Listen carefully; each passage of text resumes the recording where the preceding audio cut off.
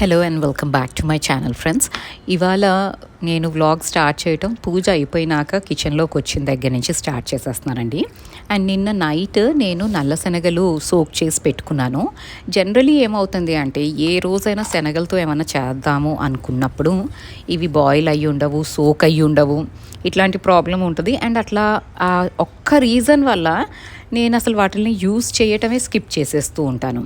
So నిన్న night గుర్తుంచుకొని వాటిని సోక్ అయితే చేసేసాను. అండ్ ఇక్కడ దోశలకి కూడా పప్పు నానబెట్టుకున్నాను. ఇవాళ దోశలకి స్పెషల్ ఏంటి అంటే జొన్నలు వేసి చూశానండి. అండ్ ఎందుకు జొన్నలు వేసాను, ఈ ఎక్స్పెరిమెంట్ ఎందుకు అన్నది నేను చెప్తాను వీడియోలో. అండ్ ఇక్కడైతే ఈ నల్ల శనగల్ని ఫస్ట్ కుక్కర్లో వేసేసి బాయిల్ చేసి కొంచెం సాల్ట్ వేసుకొని బాయిల్ చేసి అయితే పెట్టుకుంటానండి. ఇలా స్టోర్ చేయటం వల్ల ఏంటంటే మనకి ఎప్పుడు కావాలి అంటే అప్పుడు యూస్ చేసుకోవచ్చు ఈ శనగలు.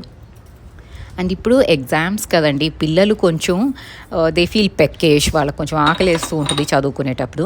సో ఇలాంటివి ఏంటంటే హెల్దీ ఆప్షన్స్. ఇవి ఒకసారి బాయిల్ చేసి కూల్ అయినాక మనం ఫ్రిడ్జ్లో స్టోర్ చేసి పెట్టుకున్నాము అంటే whenever they are hungry కదా, కొంచెం తాలింపు వేసి ఇవ్వచ్చు, లేకపోతే దీంతో చాట్ చేసి ఇవ్వచ్చు, లేదా శనగల్ని ప్రాపర్గా పొటాటో మ్యాషర్ ఉంటుంది కదా, దాంతో మ్యాష్ చేసి కొంచెం బాయిల్డ్ పొటాటో వేసి మసాలాలన్నీ వేసి ప్యాటీస్ లాగైనా చేసి ఇవ్వచ్చు. ఎయిర్ ఫ్రైయర్లో ఫ్రై చేసుకోండి ఉన్నవాళ్ళు, లేకపోతే మామూలు మనం షాలో ఫ్రై అయినా చేయొచ్చు. సో ఇలా చాలా ఆప్షన్స్ అయితే ఉంటాయండి. కానీ వీటిని అసలు ముందు నానబెట్టుకోవటం ఈజ్ ఇంపార్టెంట్. అండ్ నేను ఆ బిట్టే స్కిప్ చేస్తూ ఉంటాను. సో ఇవాళైతే నానబెట్టేసి అది కుక్కర్లో పెట్టేశానండి సాల్ట్ వేసేసి. అండ్ అవి బాయిల్ అయినాక కూల్ అయినాక మాత్రం I store it in the fridge. ఇలాగా 1 వీక్ వరకు అయితే ఏం ప్రాబ్లం ఉండదండి. మామూలు కాబూలీ శనగలు అంటాం కదా, అవి కూడా ఇలాగే చేసుకుంటాను. అండ్ నల్ల శనగలు కూడా ఇంతే నేను. అండ్ ఇప్పుడు ఈ చిన్న చిన్న పనులన్నీ అయిపోయినాక కొంచెం ప్రశాంతంగా కూర్చొని నా కాఫీ అయితే ఎంజాయ్ చేయాలి అనేసి. అండ్ మాకు 2-3 డేస్ నుంచి ఏదో క్లైమేట్ కొంచెం ప్లెజెంట్గా ఉందండి. మధ్యలో బీభత్సమైన ఎండ అనిపిస్తుంది. బట్ 2-3 డేస్ నుంచి mornings are at least cool. Evening మాత్రం వాయించేస్తుంది. ఈవినింగ్ కూడా వేడిగానే ఉంటుందండి. ఆఫ్టర్నూన్ అయితే ఇంకా అసలు మాట్లాడటం వేస్ట్. బట్ మార్నింగ్స్ కొంచెం ప్లెజెంట్గా అయితే ఉన్నాయి. అండ్ ఇక్కడ బ్రేక్ఫాస్ట్కి అయితే ప్రిపరేషన్స్ జరుగుతున్నాయండి.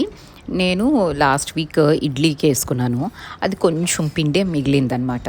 సో అది ఇటు అటు కాకుండా ఉంది. అలాంటప్పుడు నేను గుంట పునుగులు చేసేస్తానండి దాంతో. ఒకవేళ పిండి సరిపోలేదు అంటే కొంచెం రాగి పిండి కూడా కలిపేస్తాను దీంట్లో. రాగి పిండి కలిపేస్తాను, అప్పుడప్పుడు కొంచెం బేసన్ అది శనగపిండి కలిపేస్తూ ఉంటాను.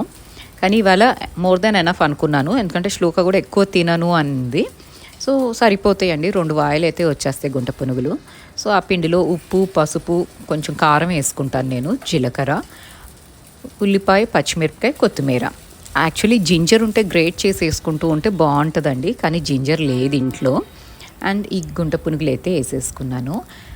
ఈ ప్యాన్ ఏదైతే ఉందో గుంట పునుగుల ప్యాన్, నేను ఒక్కటి చెప్తానండి, ఎప్పుడు ఇట్లాంటి రౌండ్ది ప్యాన్ కొనుక్కునేటప్పుడు కింద బేస్ ఒకసారి చెక్ చేసుకోండి. ఎందుకంటే నేను ఇది బాగుంది ప్యాన్ అనేసి తీసుకున్నాను, కానీ బేస్ ఏంటి అంటే నా స్టవ్ మీద సరిగ్గా ఫిట్ అవ్వదు. అది కొంచెం ఇటు అటు కదిపాను అంటే కింద పడిపోయే ఛాన్సెస్ ఉన్నాయి. సో ఎప్పుడు ఆ హ్యాండిల్ పట్టుకొనే ఉండాలి. అండ్ హ్యాండిల్ పట్టుకున్నా కూడా పక్క స్టవ్లో ఏదో కుకింగ్ చేస్తూ ఉంటాం, కొంచెం ఇట్లా కొడుతూ ఉంటాం కదండి ఒక్కొక్కసారి ఆ గరిటని, అలా కొట్టినా కూడా ఇది డబాక్కని ఇది కింద పడిపోతుంది. సో గుంట పునుగులకి ఇది అప్పం ఇవి చేసేవి కొనుక్కున్నప్పుడు మాత్రం కొంచెం కేర్ఫుల్గా, నేనైతే సజెస్ట్ చేసేది స్క్వేర్ షేప్ ఉన్నవి చూడండి, అవి చాలా బెటరు అండ్ స్టేబుల్గా కూడా ఉంటాయేమో అనిపించింది నాకు. దీన్నైతే మార్చాలండి, but I don't know when will I change it. నేను చాలా రోజుల నుంచి అనుకుంటున్నాను, కానీ ఆ ముహూర్తం ఎందుకు ఫిక్స్ చేయట్లేదు నేను. అది చేసినప్పుడు మాత్రం దీన్ని నిజంగా చేంజ్ చేయాలండి. భలే అనాయింగ్గా ఉంటుంది అనమాట. సీరియస్గా దాన్ని పునుగులు తీయటానికని మనం కుస్తీలు పడుతూ ఉంటే ఇది కింద పడిపోతూ ఉంటుంది. సో ఇవి కిచెన్లో కొన్ని వస్తువులు మనం కొనుక్కునేటప్పుడు ఈ కొంచెం కాషియస్గా ఇవి చూసుకొని కొనుక్కున్నాం అనుకోండి, ఈ చిన్న చిన్న విషయాలు నోటీస్ చేసుకొని కేర్ఫుల్గా పెట్టుకున్నాము అంటే we will invest in a right product అంతే. అండ్ ఇక్కడ జొన్నలు దోశ ఏదైతే ఉందో అది వేసుకున్నానండి వెట్ గ్రైండర్లో. యాక్చువల్లీ ఏంటి అంటే జొన్నలు అసలు నేను ఇంట్లో తెప్పించానండి, బికాజ్ నాకు అసలు వాటిని యూజ్ చేయటం అసలు తెలీదు. అండ్ నేను కొంచెం ఎక్స్పెరిమెంట్ చేయటం ఫుడ్తో అన్నది చాలా తక్కువ అండి. నాకు వస్తే నేను చేస్తాను, లేకపోతే అంత తొందరగా అయితే ఎక్స్పెరిమెంట్ చేయను. I'm not that innovative about food లేదా చూసి చెయ్యాలి అన్న ఇంట్రెస్ట్ కూడా ఎందుకు నాకు రాదు. సో జొన్న పిండి, జొన్న రొట్టెలు ఇవన్నీ నేను అసలు ఎక్స్పెరిమెంట్లు చెయ్యను. యాక్చువల్లీ ఈ జొన్నలు తెప్పించింది ఎందుకు అంటే స్పారోస్ వస్తున్నాయి అన్నాను కదండి. మిల్లెట్స్ వేస్తుంటే చక్కగా స్పారోస్ వస్తున్నాయి. కానీ లాస్ట్ టైం ఏంటి, మిల్లెట్స్ ఆర్డర్ చేయబోయి ఈ జొన్నలు ఆర్డర్ చేసేసాను. అండ్ 1 కిలో ప్యాకెట్ అయితే ఆర్డర్ చేసేసానండి. ఆ మిల్లెట్స్ ఏంటి అంటే నేను దోశల్లోకి వేసేసుకుంటాను అండ్ కొంచెం స్పారోస్కి కూడా పెడుతూ ఉంటాను, సరిపోతుంది. ఈ జొన్నలు వేస్తుంటే ఈ స్పారోస్ ఏమో రావు. ఆ జొన్నలు ఏం చేయాలో నాకు అర్థం కాదు, అందులో కిలో ప్యాకెట్. అందుకని ఇవాళ ఎక్స్పెరిమెంట్ అయితే చేస్తున్నానండి. జొన్నలు కొంచెం వేసేసుకొని, అంటే 1 కప్పు మినపప్పు వేసుకున్నాను, 1 కప్పు జొన్నలు వేసుకున్నాను, అండ్ 2 కప్పుల దోశలు బియ్యం వేసుకున్నాను, అండ్ 1/2 కప్పు పోహా అటుకులు వేసుకున్నాను. ఇవన్నీ వేసుకొని సోక్ అయితే చేశాను. కానీ జొన్నల్లో నేను నోటీస్ చేసింది ఏంటి అంటే, మామూలు దోశ పిండి మనం రాత్రి ఎప్పుడు నానబెట్టేసినా మార్నింగ్కి వేసేసుకోవచ్చు. అంటే 6 hours 8 hoursలో కూడా సోక్ అయిపోతుంది సమ్మర్స్లో ఆ పప్పు. కానీ జొన్నలు మాత్రం మినిమం 12 hours అయితే సోక్ అవ్వాల్సిందే అండి. లేకపోతే అవి చాలా నలగటానికి చాలా కష్టంగా ఉంది. వెట్ గ్రైండర్లోనే చాలాసేపు పట్టిందండి. మామూలుగా 15 minutes చాలు, మోర్ దెన్ ఎనఫ్ నాకు దోశ పిండి అయిపోవటానికి. కానీ ఈ జొన్నల పిండి మాత్రం almost it took like 20-25 minutes అయితే పట్టిందండి ఆ బరకంతా పోయి సాఫ్ట్గా పిండి రావటానికి. So it's taking a lot of time. జొన్నలు సోక్ అవ్వటానికి టైం పడుతుంది. అండ్ ఇది నార్మల్ మిక్సీలో వేసుకుంటే ఇంకా టైం పడుతుంది, ఇంకా బాగా విసిగిస్తుంది అనిపించింది పిండి. సో వెట్ గ్రైండర్ ఉంటే మాత్రం యూ షుడ్ యూజ్ దాట్ అండి ఈ జొన్నలు వేసుకున్నప్పుడు. అండ్ దోశలు కూడా చాలా బాగా వచ్చినాయి అండి. నేను వీడియో ఎండింగ్లో క్లిప్ కూడా యాడ్ చేశాను, you can see it. So నా ఎక్స్పెరిమెంట్ అయితే సక్సెస్ అయిపోయింది. ఇలాంటి కొత్త కొత్త ఎక్స్పెరిమెంట్లు నేను జనరలీ చెయ్యనండి. మిల్లెట్స్తో ఎందుకు చేశాను అంటే హెల్త్ రీజన్ వల్ల చేశాను, దట్ వర్క్డ్ అవుట్. దలియా అయితే మా ఫ్రెండ్ చెప్పింది అనమాట, వాళ్ళు నార్త్ ఇండియన్స్. సో దానికి దోశలు చేసుకోవటం ఈ ఎలాబరేట్ ప్రాసెస్లు ఇవన్నీ ఎక్కక సింపుల్గా వచ్చేది ఇది అనేసి ఇది ట్రై చేసింది. So she suggested me dalia dosa. So that also worked out for me. And ఇప్పుడు జొన్న దోశ. అసలు దోశలు ఎక్స్పర్ట్ అయిపోతున్నానేమో అండి నేను. జొన్నలు, మిల్లెట్స్, దలియా ఇంకేమి దొరికితే వాటితో ఎక్స్పెరిమెంట్ చేద్దాము. అండ్ మీరు నా ఛానల్ వాచ్ చేసే వాళ్ళైతే నవ్వుకోకండి, అన్ని వింత వింత దోశలు చేస్తావు ఏంటి గాయత్రి అనేసి. బట్ హెల్దీనే కదండి. సో నేనైతే చేశాను అండ్ భలే క్రిస్పీగా వచ్చిందండి జొన్న దోశ.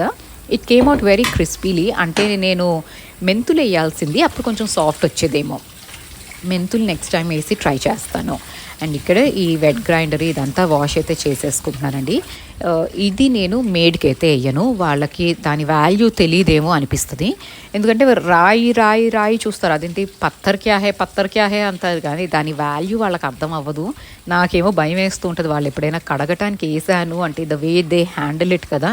ఇది రిపేర్ అయిపోతే నాకు ఇక్కడ ఎవరు రిపేర్ చేసేవాళ్ళు కూడా ఉండరు తల్లి, నువ్వు అట్లా చెయ్యకమ్మా అనేసి. సో ఎందుకు వచ్చిన గోల అనేసి నేనే కడిగేసుకొని అయితే పక్కన పెడుతున్నాను. అండ్ ఇది వాష్ చేసుకున్నాక ఇది ఏరియా మొత్తం కిచెన్లో ఎప్పుడైనా సింక్ మాయిశ్చర్ లేకుండా ఉంటేనే కొంచెం బాగుంటుందండి.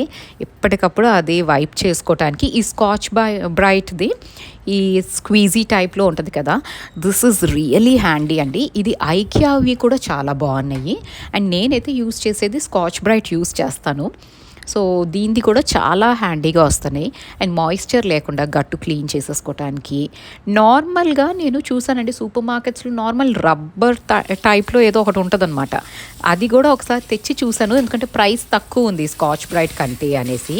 బట్ దాంతో వాటర్ అంతా నీట్గా అయితే రావండి. స్కాచ్ బ్రైట్తో చాలా నీట్గా అయితే వస్తుంది. ఇదేం ప్రమోషనల్ వీడియో కాదండి, నాకు జెన్యూన్ ఫీడ్బ్యాక్, ఇది నేను యూస్ చేస్తున్నాను కాబట్టి. సో ఇవన్నీ క్లీన్ చేసేసుకొని ఇంకా హ్యాండ్స్ వాష్ చేసుకొని యాజ్ ఆల్వేస్ మాయిశ్చరైజ్ అయితే చేసుకుంటాను. ఇది కూడా చెప్పాలా గాయత్రి అని అడగండి, ఎందుకంటే కొందరు ఇది శానిటైజర్ ఏమో అనుకుంటున్నారు, అందుకని కొంచెం క్లియర్గా ఎక్స్ప్లెయిన్ చేస్తున్నాను అంతే. మొన్న ఒక ఆర్టికల్ చదువుతున్నానండి, గౌర్ గోపాల్ దాస్ అనేసి ఒక మాంక్ ఉంటారు కదా ఇన్స్టాలో, ఆయన చాలా ఫేమస్. సో ఆయన రాసిన ఆర్టికల్ అనమాట. దాంట్లో ఆయన నెగిటివిటీ అండ్ పాజిటివిటీ ఎట్లా స్ప్రెడ్ అవుతుంది, ఈ మధ్యకాలంలో ఏమవుతుంది, ట్రెండ్ ఎలా మారింది అన్నది ఒకటి ఆర్టికల్ రాశారు. దాంట్లో ఆయన చెప్పేది ఏంటి అంటే, మనం యాజ్ హ్యూమన్ బీయింగ్స్ అంట పాజిటివిటీని చాలా తొందరగా మర్చిపోతాం. పాజిటివ్ థింగ్స్ మన లైఫ్లో జరిగితే దాన్ని ఇమ్మీడియట్లీ మర్చిపోతాం. అయిపోతామంట. అంటే ఎవరైనా మనకి హెల్ప్ చేశారనుకోండి, థ్యాంక్ యూ చెప్తాం, we are happy that someone helped us, కానీ అంతటితో we stop it. We do not go overboard about remembering that positive thing. అంటే ఇప్పుడు ఒకళ్ళు నాకు హెల్ప్ చేశారండి, నేను వీళ్ళు నాకు హెల్ప్ చేశారు అని లైఫ్ లాంగ్ గుర్తుంచుకోను. కానీ అదే నాకు ఎవరైనా కొంచెం హాని తలిపెట్టారు అంటే, someone did something bad to me అంటే, దాన్ని మాత్రం నేను చచ్చేంత వరకు గుర్తుంచుకుంటానంట. విచ్ ఇస్ సో ట్రూ అనిపించిందండి నాకు. అంటే నా లైఫ్లో నేను చూసుకున్నాను అంటే, నాకు మంచి చేసిన వాళ్ళని అంత గుర్తుంచుకున్నానో లేదో నాకు తెలియదు, కానీ over a period of time నాకు చెడు చేసిన వాళ్ళని మాత్రం చిన్నప్పుడు ఎప్పుడో నన్ను ఎవరో స్కూల్లో కొట్టిన వాళ్ళ పేర్లతో సహా నాకు ఇప్పుడు గుర్తుంటాయండి. సో ఆ నెగిటివిటీ అన్నది మనం మైండ్లో ఎంత చక్కగా పెట్టి పోషిస్తున్నాం ఆ నెగిటివిటీని. సో ఇంత నెగిటివ్ ఉన్న మనకి పాజిటివ్ థింగ్స్ అవ్వాలి అని దేవుడి దగ్గరికి వెళ్తాము, అది ఎంతవరకు కరెక్ట్ అని ఆయన రాశారండి. And that question was like so genuine అనిపించింది. నిజమే కదా, మన ఆలోచించే విధానం మార్చుకుని ప్రతి దాంట్లో పాజిటివిటీకి ఎక్కువ ఇంపార్టెన్స్ ఇచ్చి పాజిటివ్గా ఆలోచించడం మొదలెట్టిన రోజు మన చుట్టుపక్కల కూడా we attract more positive people and మనకి కూడా పాజిటివ్ థింగ్స్ జరుగుతాయి. అంతేకాని మన లోపల నెగిటివిటీని పెట్టేసుకొని నాకు మాత్రం మంచే జరగాలి, అందరూ మంచే చెయ్యాలి అనుకోవటం ఎంతవరకు కరెక్ట్? సో మన చుట్టూ నెగిటివ్ పీపుల్ ఉన్నారు అంటే we're attracting negativity into our life అన్నది ఒకటి మనం గుర్తుంచుకోవాలండి. అండ్ వాళ్ళని మార్చడం కాదు మన పద్ధతి, మనల్ని మనం చేంజ్ చేసుకొని మనలోని నెగిటివిటీని మనం దూరం చేసుకుంటూ ఉంటే ఆటోమేటికలీ ఈ నెగిటివ్ పీపుల్ కూడా వెళ్ళిపోతారంట మన లైఫ్లో నుంచి. అసలు ఎంత సింపుల్గా చెప్పాడండి ఆయన. చెప్పటం నవ్వుతూ చెప్తారు కదా, నాకు భలే నచ్చుతుంది. ఆయన స్పీచెస్ కూడా అప్పుడప్పుడు వింటూ ఉంటాను ర్యాండమ్లీ. మరీ ఎక్కువ విన్నామంటే కొంచెం బోర్ అనిపిస్తుంది, కానీ ఆయన చెప్పేది మాత్రం హీస్ రియలీ గుడ్. సో ఈ ఆర్టికల్ ఇది చదువుతూ ఉన్నప్పుడు కూడా నాకు చాలా, అంటే మన లైఫ్లో మనం చేసే మిస్టేక్స్ ఇవే కదా. నేను ఒక పాజిటివ్ పర్సన్ అనుకుంటాం, కానీ ఎవరైనా ఒక మనిషి గురించి అనండి, ఆ మనిషిలోని నెగిటివ్, ఆయన మీకేమైనా నెగిటివిటీ చేస్తే, ఏదైనా అన్యాయం చేస్తే దాని గురించి ఒకటే సొద పెట్టేస్తాం, ఎవరు కనిపిస్తే వాళ్ళకి చెప్పేస్తాం. అలాగే పోనీ మనకి మంచి చేసిన వాళ్ళ గురించి కనిపించిన ప్రతి మనిషికి చెప్తామా? చెప్పం. అవి కొన్ని రోజులే గుర్తుంటే దాని తర్వాత మర్చిపోతాం. So let's spread positivity more అండి. ఆల్రెడీ లైఫ్లో ఉండాల్సిన అప్స్ అండ్ డౌన్స్ మనం రాసుకొచ్చుకొని ఉంటాం, మన ప్రారంధమో ఏదో, అది ఎట్లాగో భరించాల్సిందే. కానీ ఉన్నంత వరకు మనం పాజిటివిటీ స్ప్రెడ్ చేస్తే మన చుట్టూ ఉన్నోళ్ళు కూడా హ్యాపీగా ఉంటారేమో. మనకెవరో నెగిటివ్ చేశారని మనం కూడా ఎందుకు నెగిటివ్ చేయాలి కదండి. సో నాకు అదైతే చాలా బాగా అనిపించింది. So I thought I will share this with you all అనేసి. అండ్ ఇక్కడ నేను బట్టలు ఆరేసాను మీతో మాట్లాడుతూనే. అండ్ ఈ కిచెన్ ఇందాక వెట్ గ్రైండర్ అదంతా తీసేసి క్లీన్ చేశాను కదండి. సో అవి కొంచెం క్రమ్స్ అయితే పడతాయి కదా, అది కూడా కిచెన్ అంతా క్లీన్ చేసుకొని, అండ్ ఇంకా లంచ్కి ప్రిపరేషన్ ఇవాళ లేట్గా జరుగుతుందండి ఇదంతా అయిపోయినాక. సో లంచ్ చేసుకునే ముందే ఒకసారి అయితే నేను క్లీన్ చేసేసుకుంటాను, ఎందుకంటే ఆ పిండి అదంతా పడిందనమాట. అండ్ ఇంకా లంచ్ ప్రిపరేషన్స్ అంతా అయిపోయినాక ఇది ఈవినింగ్ అండి. ఈవినింగ్ శ్లోకాకి తను జనరలీ కాఫీ తాగదండి, కానీ ఇవాళ ఎందుకో she was craving for coffee అనమాట. అమ్మ నాకు కొంచెం కాఫీ చేసి ఇస్తావా, నాకు ఐస్డ్ కాఫీ కావాలి అంది.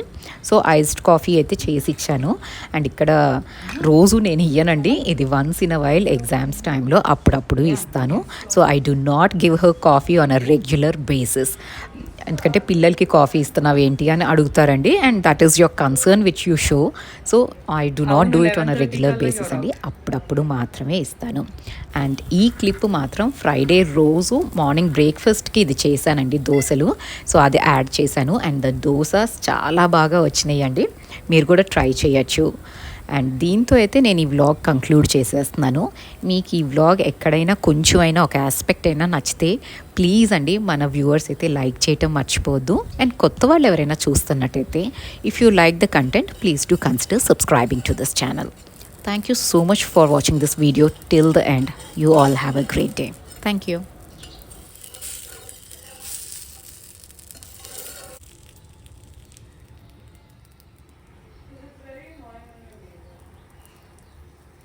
మీదే ఫస్ట్ ఉంది వ్యాన్ వాళ్ళు బై వాక్ వెళ్ళే కిడ్స్కి తర్వాత first priorities for bus users.